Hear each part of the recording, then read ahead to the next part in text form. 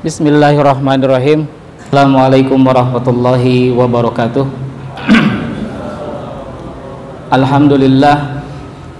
Alhamdulillahi haqqa hamdi. Alhamdulillah hamdan katsiran thayyiban mubarakan fihi. Nahmaduhu wa nasta'inuhu wa nastaghfiruh wa nastahdihi wa natubu ilaih. Allahumma shalli wa sallim wa barik wazid wa an'im ala nabiyina Muhammadin sallallahu alaihi wasallam wa ala alihi wa ashabihi wa man sara ala nahjih ila yaumil liqa' rabbih. Ashhadu an la ilaha illallah wahdah la syarikalah wa ashhadu anna Muhammadan abduhu wa rasuluhu alladzi la nabiyya wa la rasula ba'dah ila yaumil qiyamah, amma ba'd. Hadirin jamaah kaum muslimin rahimakumullah. Alhamdulillah, pada hari ini Allah Subhanahu wa taala masih mengumpulkan kita di tempat yang mulia, memberikan hidayah, taufik dan inayahnya kepada kita untuk bersama-sama berusaha memahami bagian demi bagian dari agama kita, memahami dinul Islam kita, yang mudah-mudahan berkumpulnya kita di majlis yang mulia ini adalah sebuah tanda bahwa Allah menginginkan kebaikan untuk kita. Allah menginginkan kita menjadi orang-orang yang baik. Sebab Rasulullah sallallahu alaihi wasallam bersabda, "May yuridillahu bihi khairan yufaqihu fid din."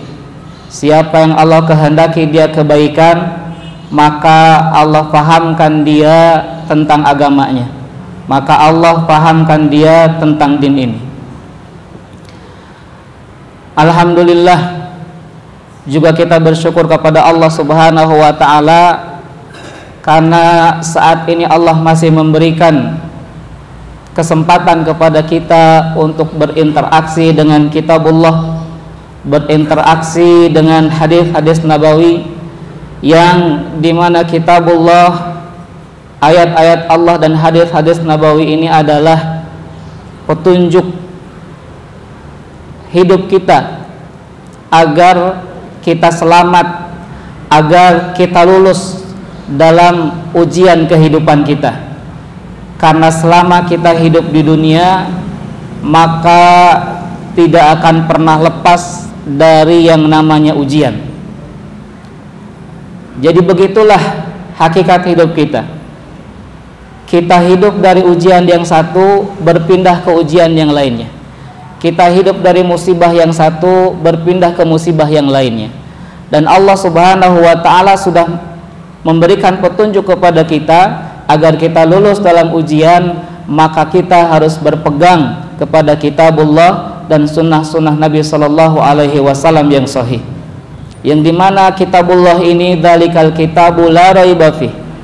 Kitab ini tidak mengandung keraguan sedikit pun. Hudan lil muttaqin, dan itu akan menjadi petunjuk untuk orang-orang yang bertakwa. Mudah-mudahan berkumpulnya kita di tempat ini juga Allah karuniakan ilmu yang bermanfaat. Allahumma inna nas'aluka ilman nafi'an wa na'udzubika min ilmin la yanfa'u. Oleh karena itu, agar ilmu yang Allah berikan, agar ilmu yang kita dengar, agar ilmu yang kita bermajlis di dalamnya ini bermanfaat, maka luruskan niat, maka bersihkan hati. Karena ilmu itu hanya akan hinggap, menetap dan berasar kepada hati-hati ataupun ke dalam hati yang bersih, yang sakinah, ya, yang niatnya lurus. Bermajlisnya kita di dalam majlis ilmu ini hanya mengharap pahala dari Allah Subhanahu wa taala, hanya mengharap ridha Allah Subhanahu wa taala. Jamaah kaum muslimin rahimakumullah, di dalam suatu ayatnya Allah mengingatkan kita, memerintahkan kepada kita, a'udzubillahi minasyaitonirrajim, innallaha ya'murukum antu'addul amanati ila ahliha. Sesungguhnya Allah memerintahkan kepada kalian agar kalian menunaikan amanah kepada yang berhak menerima amanah. Di dalam ayat ini, redaksi ayat ini, Allah Subhanahu wa ta'ala langsung menggunakan namanya yang mulia, Allah, dan langsung menggunakan redaksi kalimat yang sangat jelas dan tegas. Innallaha ya'murukum. Sesungguhnya Allah memerintahkan kepada kalian. Redaksi yang jelas dan tegas ini menunjukkan bahwa perintah dalam ayat ini adalah harga mati, kewajiban bagi setiap hamba yang tidak bisa ditawar-tawar sedikit pun.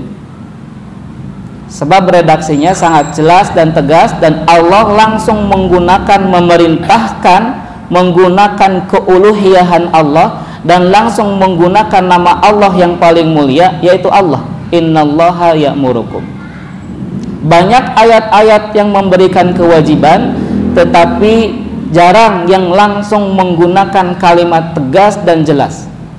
Misalnya ketika Allah memerintahkan puasa Ramadan, saum Ramadan, Allah menggunakan redaksi kutiba alaikumus siyam, ya, tidak langsung menggunakan innallaha. Dalam ayat ini sekali lagi Allah menggunakan nama Allah, nama yang paling mulia, menggunakan keuluhiyahan Allah. Jadi sekali lagi ini menunjukkan bahwa perintah menunaikan amanah adalah perintah yang menjadi kewajiban kita, dan perintah ini merupakan harga mati, tidak bisa ditawar-tawar.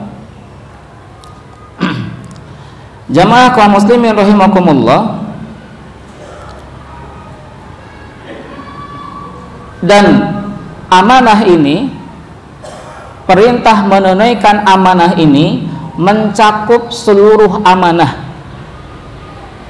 Kita kalau bicara tentang amanah, apa yang ada dalam benak kita? Antum tunaikan amanah atuh. Apa yang ada dalam benak kita? Hak orang lain. Apalagi? Halo? Udah pada sarapan? Jangan mentang-mentang hari Senin antum puasa. Amanah, kalau kita bicara amanah, apa yang ada di benak kita? Hak orang lain. Terus? Kewajiban. Kewajiban apa? Biasanya kalau kita bicara amanah, hak orang lain, titipan orang lain, jabatan, kan gitu ya. Padahal amanah ini mencakup seluruh amanah. Yang amanah ini wajibul kudu kita sampaikan, kita berikan kepada yang berhak. Maka amanah yang pertama harus kita ingat adalah kita tunaikan amanah kita sebagai seorang hamba yang memberikan hak-hak Allah Subhanahu wa ta'ala. Apa hak Allah Subhanahu wa ta'ala?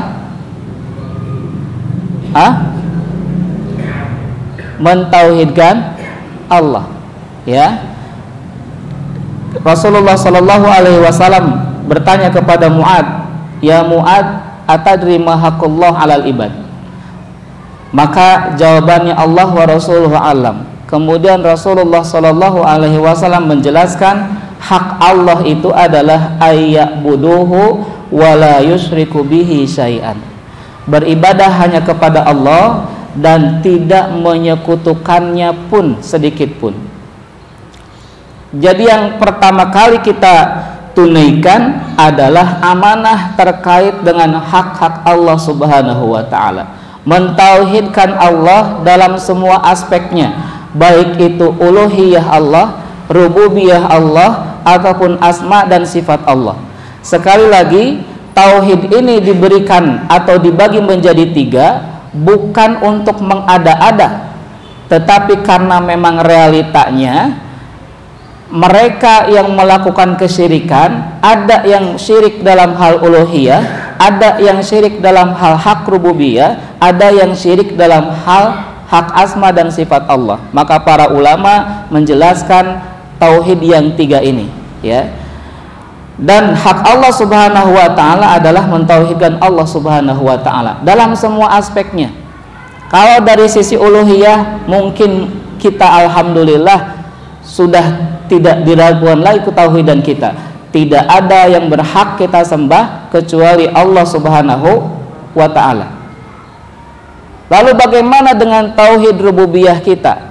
Hak Allah Subhanahu wa taala dalam hal rububiyah, apakah kita juga sudah menunaikannya ataukah ada masih di antara kita yang ragu dengan realitanya atau dengan aplikasi tauhid rububiyah? Secara teoritis mungkin kita yakin bahwa Allah Ar-Razzaq, Allah yang maha pemberi rezeki. Secara teoritis mungkin kita sudah tidak ragu bahwa Allah yang maha menghidupkan dan Allah maha mematikan. Tetapi mari kita tanya pada diri kita dalam realita atau aplikasinya, apakah benar kita sudah menunaikan hak Allah dalam hal rububiyahnya? Kita tidak ragu menjalankan kebenaran misalnya, dan kita tidak ragu meninggalkan sesuatu yang diharamkan. Kita tidak ragu menunaikan amanah-amanah karena kita yakin bahwa Allah adalah Ar-Razzaq, Allah yang maha memberi rezeki, Allah yang maha menghidupkan, Allah yang maha mematikan, Allah yang mengatur seluruh urusan alam semesta ini. Maka kalau kita sudah yakin dalam pengamalan rububiyah Allah, kita tidak akan pernah meninggalkan kewajiban dari Allah ketika dihadapkan dengan kepentingan kita pribadi, ketika dihadapkan dengan kepentingan sesama manusia. Ketika ada seruan adzan untuk sholat, maka kita akan segera tinggalkan semua kepentingan kita untuk mendirikan sholat karena menunaikan seruan dari Allah. Walau sedang misalnya rame pelanggan, walau sedang tanggung melakukan sesuatu, ya. Jadi pelajaran dari innallaha ya'murukum an tu'addul amanati ila ahliha, itu yang pertama bahwa amanah ini mencakup seluruh amanah, baik itu amanah dengan hak Allah, amanah dengan hak Rasul sallallahu alaihi wasallam, amanah terhadap sesama manusia, ya. Dan tentu mentauhidkan Allah Subhanahu wa taala, meyakini rububiyah Allah Subhanahu wa taala, bahwa Allah yang mengatur seluruh urusan, bahwa Allah yang maha pemberi rezeki, bahwa Allah yang maha menciptakan, kemudian beriman dengan af'alullah, perbuatan-perbuatan Allah, itu hak Allah yang harus kita tunaikan. Dan semua ibadah yang terkandung dalam perintah tauhid ini harus kita tunaikan, ya. Makanya terkadang kalau kita masih sering mendengar komentar ataupun perkataan orang-orang yang mempertanyakan kewajiban, ngapain sih kita harus sholat? Ngapain sih kaum wanita misalnya, ngapain sih kita harus berjilbab? Yang penting kan hatinya, yang penting kan kita baik terhadap sesama. Saya jarang sholat Ustadz, tapi saya nggak pernah bermasalah dengan tetangga. Saya fine-fine aja dengan temen, gitu ya. Maka ucapan-ucapan yang seperti ini menunjukkan bahwa dia tidak memahami, dia kurang menyadari bahwa tauhidullah dan melaksanakan perintah-perintah Allah itu yang harus kita utamakan. Artinya pola pikirnya harusnya dibalik. Bagaimana mungkin kita akan baik terhadap sesama? Bagaimana mungkin kita akan amanah dengan hak-hak sesama insan kalau hak Allah saja dia khianati? Kan begitu. Allah mengamanahkan bahwa semua perintahnya wajib dilaksanakan, kemudian dia tidak melakukan kewajiban-kewajiban, dia melanggar perintah-perintah Allah, dia menerabas larangan-larangan Allah, kemudian dia jarang sholat, dia tidak menutup aurat. Itu menunjukkan bahwa dia mengkhianati amanah dari Allah Subhanahu wa taala. Karena sekali lagi amanah itu bukan hanya hak terhadap sesama manusia. Jadi dalam masalah ini sekali lagi harus mengutamakan Allah Subhanahu wa taala. Kita kalau merasa berhutang budi sama orang, kita terhadap orang tua misalnya, ya, begitu akan memprioritaskan orang tua. Kenapa? Karena kita merasa orang tua kita sudah sangat berjasa kepada kita. Kita merasa banyak pengorbanan orang tua kepada kita. Atau mungkin kita pernah sakit, yang sakit kita cukup parah, kemudian qadarullah Allah sembuhkan kita melalui salah satu tangan dokter atau terapis misalnya. Bagaimana sikap kita kepada orang itu? Ya, terhadap dokter itu. Atau mungkin ada orang yang sangat dermawan sama kita. Kita diangkat jadi anak, kita diangkat jadi saudara, kemudian kita dibiayai hidupnya, disediakan tempat tinggalnya, disekolahkan kita, anak-anak kita dijamin pendidikannya. Maka bagaimana sikap kita terhadap orang yang seperti itu? Pasti loyal, ya. Pasti kita akan sam'an wa ta'atan bighairi tapi, tanpa tapi. Kenapa? Sebab karena kita sudah merasa orang itu berjasa kepada kita. Jasanya sangat besar, Ustadz. Dia menyediakan rumah, dia membiayai kehidupan saya, dia ngasih saya modal, ngasih saya kerjaan, anak-anak saya disekolahkan, ya. Apapun yang dia perintahkan pasti aku akan laksanakan. Maka bagaimana dengan Allah Subhanahu wa taala yang memberikan semuanya kepada kita? Mulai dari nyawa, raga, fasilitas yang ada di sekeliling kita berupa udara, ya, sinar matahari, berupa oksigen. Allah kasih secara gratis. Kemudian ketika kita menggunakan seluruh fasilitas yang dari Allah untuk ketaatan kepada Allah, Allah bayar dengan berkali lipat. Maka bagaimana mungkin kita lebih mendahulukan orang lain daripada mendahulukan Allah? Kalau ada seorang anak, dia berbuat baik kepada semua orang, di sekolahnya teh baik, ke temannya baik, ke gurunya baik, hormat gitu ya, kemudian ke sesama juga baik, tapi anak ini membangkang sama orang tuanya, suka bentak-bentak orang tuanya. Kita yang melihat anak seperti itu, kira-kira apa komentar kita? Apakah masih menganggap anak itu anak baik atau bagaimana? Jadi ada orang yang baik terhadap orang lain, baik terhadap teman, baik terhadap tetangga, baik terhadap guru, tetapi kekurangan dia hanya satu, membangkang sama orang tua. Masih enggak kita ngasih label anak baik? Masya Allah anak soleh ya, gitu enggak? Atau anak bregedet? Ya? Padahal kesalahan dia hanya satu, membangkang sama orang tua. Selain orang tua, semuanya dia baik, ya. Ke semua orang dia baik, tapi hanya membangkang kepada orang tua. Maka semua kita yang masih berakal sehat pasti sepakat anak itu bukanlah seorang anak yang baik. Kenapa? Karena dia membangkang sama orang tua, melanggar atau tidak mau disuruh orang tua, dan selalu melawan ke orang tua.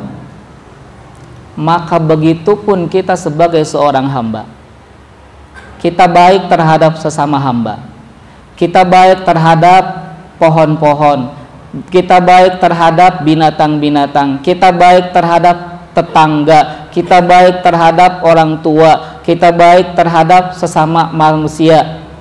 Tetapi kita melanggar hak Allah, kita tidak menunaikan hak Allah, maka semuanya tidak ada artinya. Kesalahannya cuma satu, kita tidak menunaikan amanah hak Allah Subhanahu wa ta'ala. Bapak Ibu jamaah kaum muslimin rahimakumullah, Jamaah kaum muslimin rahimakumullah, itu pelajaran kita yang pertama dari innallaha ya'murukum an tu'addul amanati ila ahliha. Ya.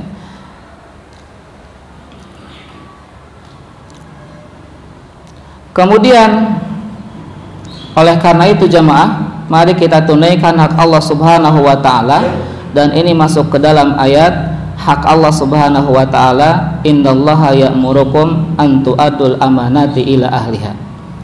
Kemudian pelajaran dari ayat ini ya adalah juga menunaikan hak-hak terhadap sesama manusia. Wa min huquqil ibad ba'duhum ala ba'din. Menunaikan hak kita terhadap sebagian di antara kita. Menunaikan hak amanah terhadap sesama manusia. Ya, kita semua pasti punya hubungan, punya keterkaitan dengan sesama manusia, mulai dari hak-hak orang tua, kemudian hak pasangan, hak istri, hak suami. Tunaikan itu semua karena Allah perintahkan innallaha ya'murukum an tu'addul amanati ila ahliha. Hak istri adalah mendapat nafkah, mendapat tempat tinggal, mendapat pakaian, maka tunaikan hak itu. Jangan banyak alasan.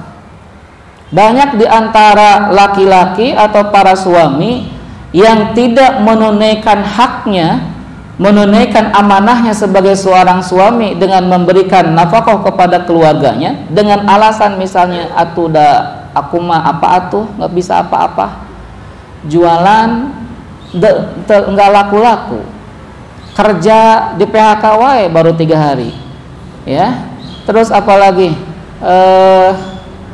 jual jasa apa tuh, ya, mijit leles gitu ya, desain acak-acakan. Terus apalagi bantu-bantu kerja bangunan, begitu juga ya. Maka tidak ada kata untuk para laki-laki ya alasan-alasan seperti itu. Tunaikan hak-hak istrinya, tunaikan hak-hak anak-anaknya. Dan di antara hak mereka, istri dan anak-anak kita, yang paling berat adalah qu anfusakum wa ahlikum nar. Jaga diri kalian dan keluarga kalian dari neraka. Itu amanah. Ya, amanah dari Allah kepada kita kaum laki-laki agar menjaga keluarganya dari api neraka.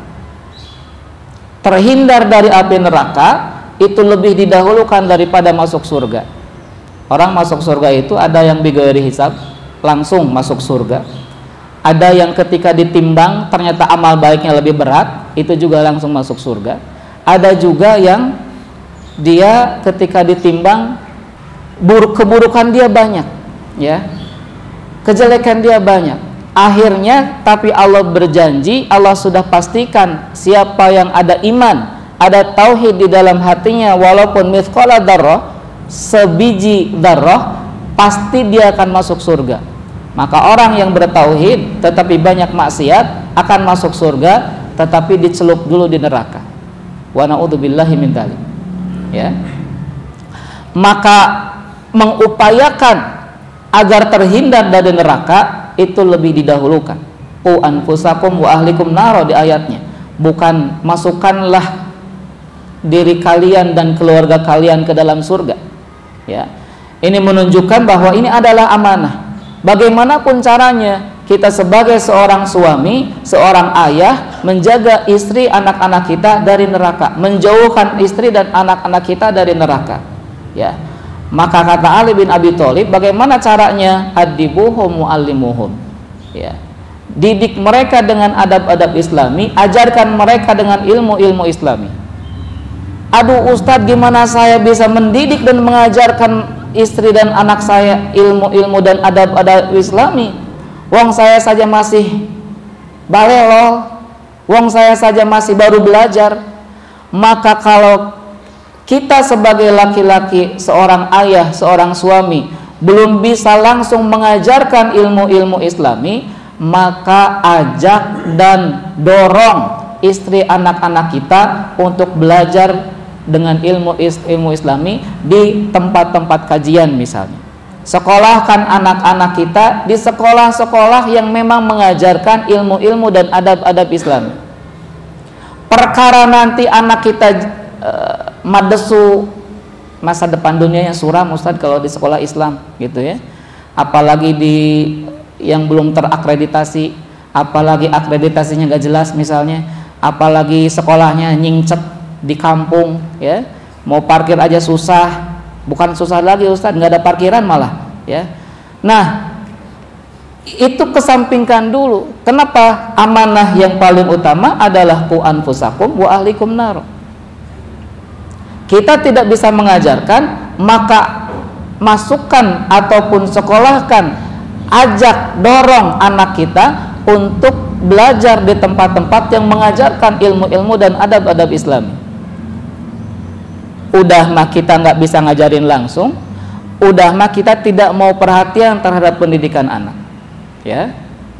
Kita tidak bisa mengajarkan langsung bacaan Al-Quran, masukkan ke TPA rumah Quran ya, yang ada di sekeliling kita. Ada di Masjid Ali, ada di Masjid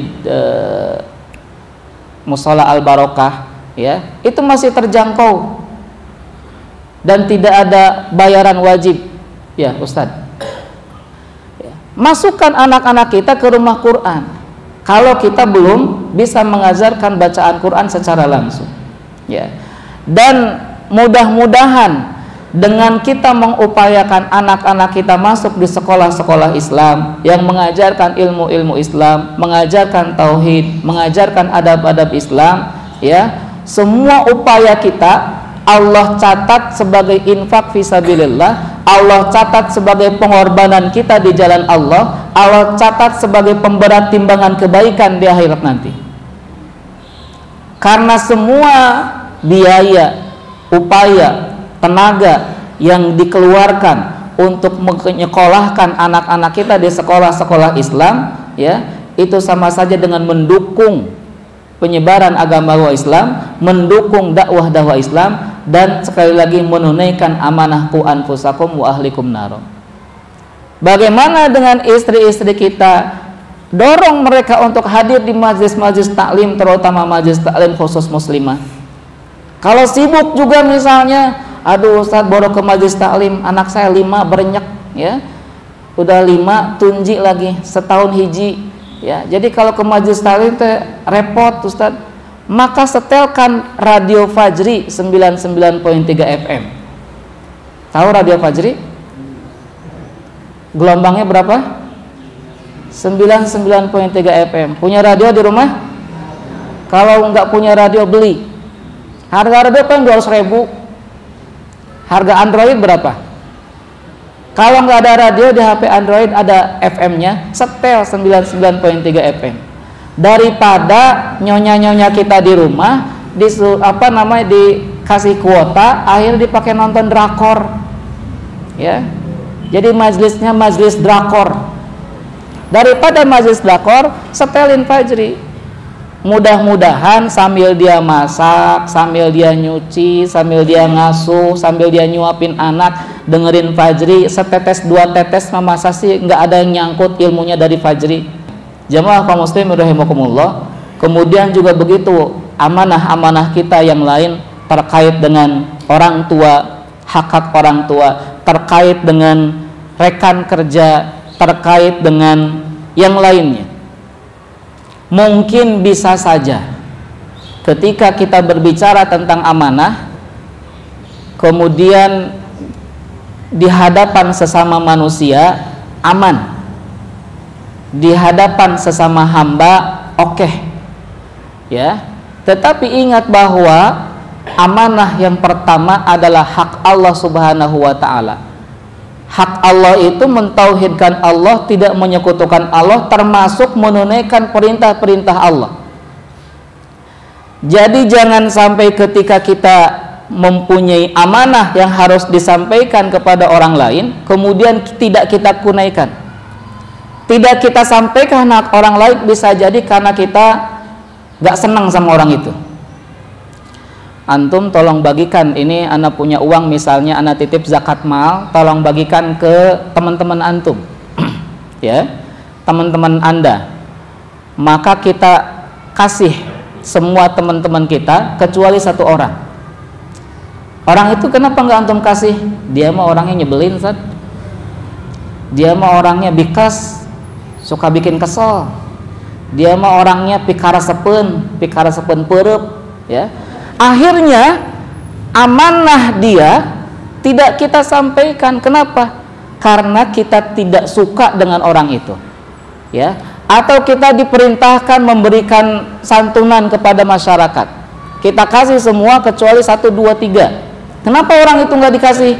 Dia masa nggak pantas untuk dikasih. Kenapa? Tara sholat, tara ngaji, suka selengean ke kita, suka jadi provokator buat kita. Padahal amanah dari muhsinin, dari orang yang memberikan, bagikan ke semuanya. Maka orang yang tadi tersebut termasuk yang berhak menerima amanah, walaupun tara sholat, walaupun tara ngaji, walaupun selengean, walaupun suka provokasi, berikan haknya. Allah wa ta'ala mengingatkan, wala yajrimannakum syana'an, jangan sampai ketidaksukaan kita kepada suatu kaum menyebabkan kita alla ta'dilu, tidak berbuat adil.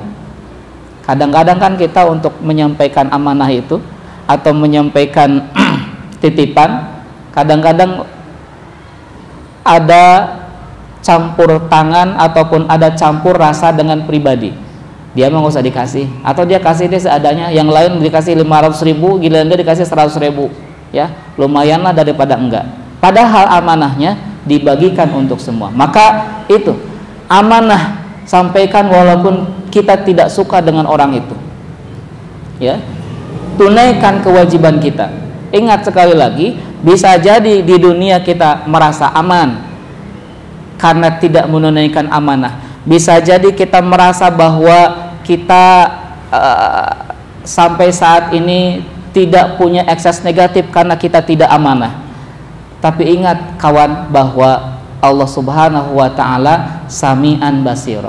Di akhir ayat ini ditutup dengan innallaha kana sami'an basira, maha mendengar dan maha melihat.